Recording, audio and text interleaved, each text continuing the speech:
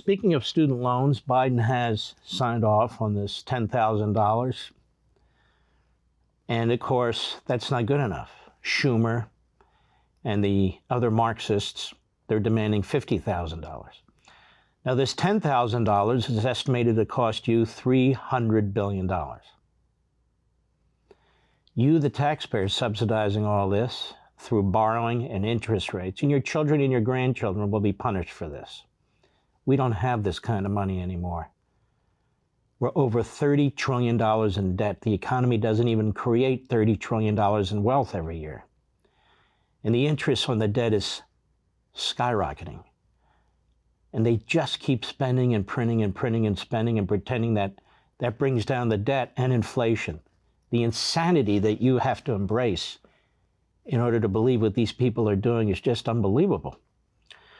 So anyway, the $10,000 student loan debt is now a fact. Now I have a question for you. Where does the Constitution empower a president with his magic wand to forgive loans to the government or to reduce loan amounts to the government? Where is that? Spending, taxing, borrowing comes out of the House of Representatives. It's right there in Article 1. So how does the President of the United States say, I don't know, I think this time I'll reduce the student loans by $10 billion. Now, the other thing during the entire Biden presidency, and you people who have student loans know this, you haven't had to pay one penny on them. Not one penny. Why? Because they suspended it. So during the Biden presidency, they've suspended any payments on your loans, and now they've reduced it by $10,000. Where does he have the power to do that under the Constitution? And what kind of a message does this send all over the country to people, particularly young people? You can recklessly borrow money, have no intention of paying it back, and expect somebody else to bail you out? We don't even teach basic morality and responsibility anymore. And this is considered compassionate, to have people who earn less subsidize people who earn more, subsidize people who took out loans when they did not, subsidize people who won't pay off their loans when the people subsidizing did. This is egregious in every respect and at every level. And to be using our tax dollars and the debt to be paying off these loans the way they are, to buy more votes, is unbelievable. Unbelievable. Go.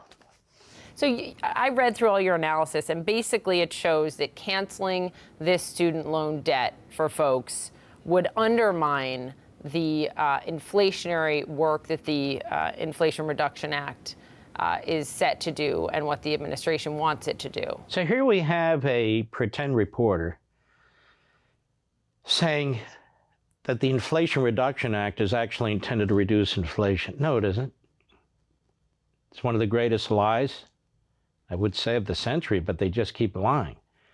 It's nothing to do with reducing inflation, nothing to do with inflation at all, except increasing it. But this gentleman's view is, and it's legitimate, is even under the auspices of inflation reduction, this increases it. So on the one hand, you claim to be reducing it, on the other hand, this increases it.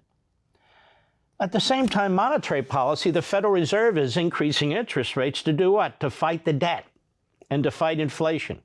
So in fiscal policy, Congress keeps increasing the debt and keeps spending.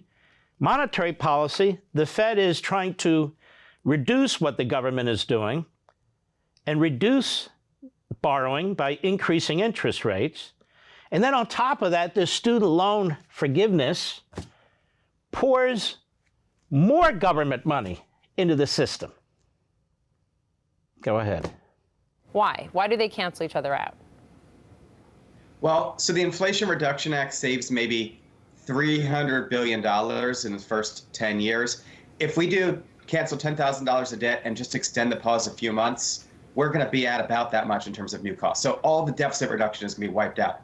At the same time, we're probably going to do more to increase inflation from debt cancellation than any inflation reduction from the Inflation Reduction Act.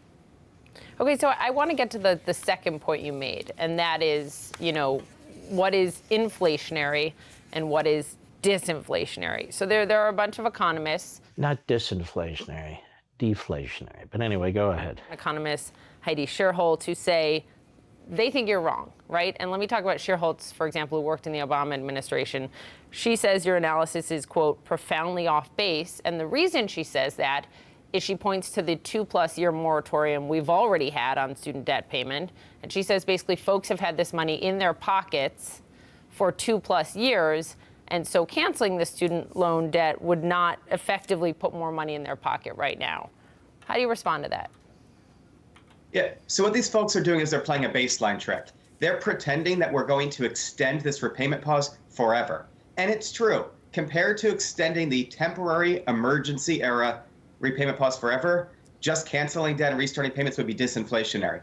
But that's not the right comparison. The right comparison is compared to repayments starting in about a week as scheduled.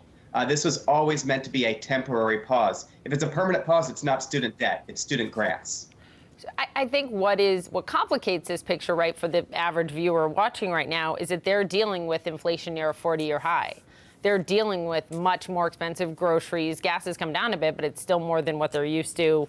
More expensive housing, transportation, clothing, I could go on and on. So I just wonder if you're concerned at the possibility that restarting these payments, right, in a few days, worsens that burden on Americans struggling with this inflation in this moment. That's the reality, right?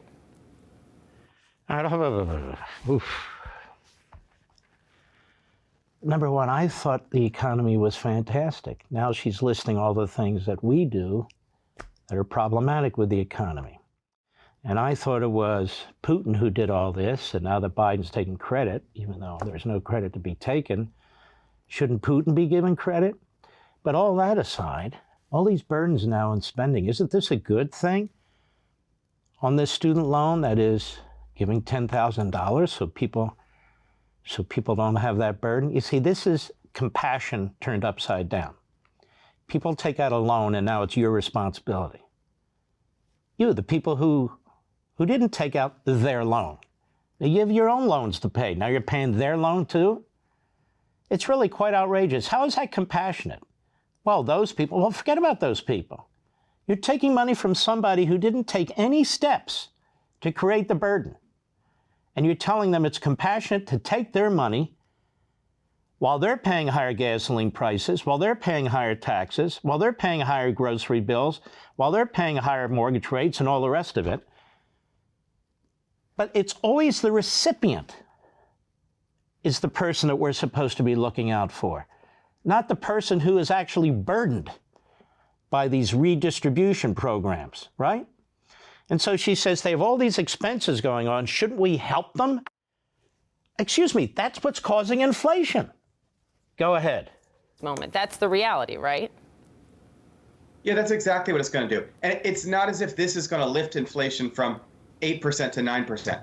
What this is going to do is make it more difficult for us to get inflation down to 2 or 3%, which is where it really should be. It's going to make the Fed's job harder, and that means it's going to increase the risk they're going to have to drive us into a recession to get inflation under control. But it's also going to mean another bill, significant monthly bill for some folks on top of their higher bills because of inflation right now. I'm sorry.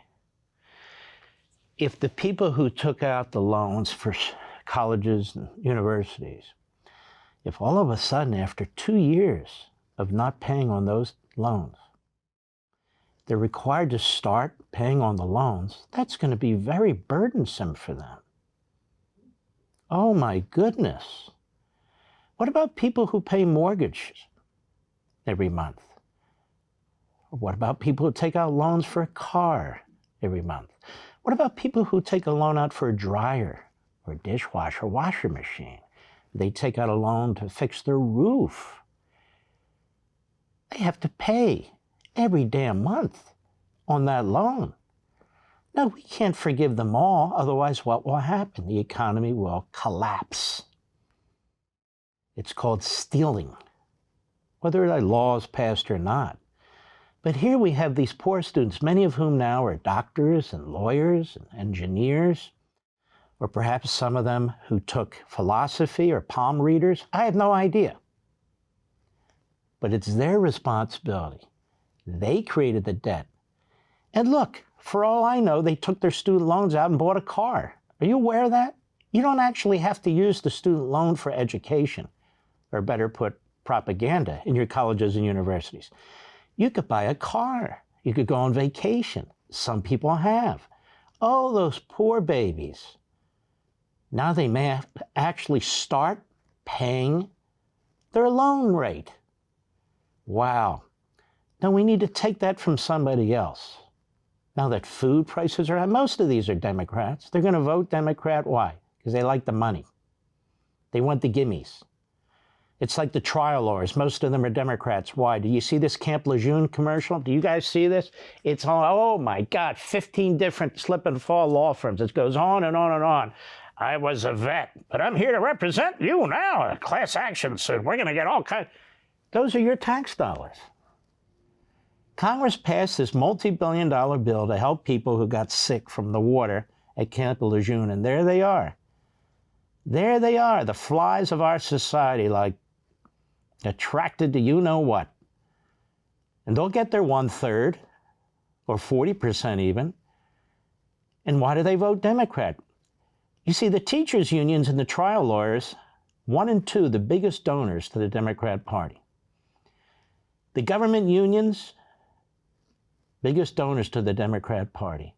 So don't you see it's compassionate to line their pockets? Go ahead. Inflation right now, right? And you're saying that's a burden the American people have to bear, given the other more negative effects in your analysis? Yeah, that's sort of the catch-22 of this all. We could send Now, everybody. here's my analysis. You take out a damn loan, you pay it. It's not my responsibility. That's number one. Number two, no more debt. My kids and grandkids have enough. Number three, I won't say it. Want to see more Mark Levin? Go to LevinTV.com and subscribe now.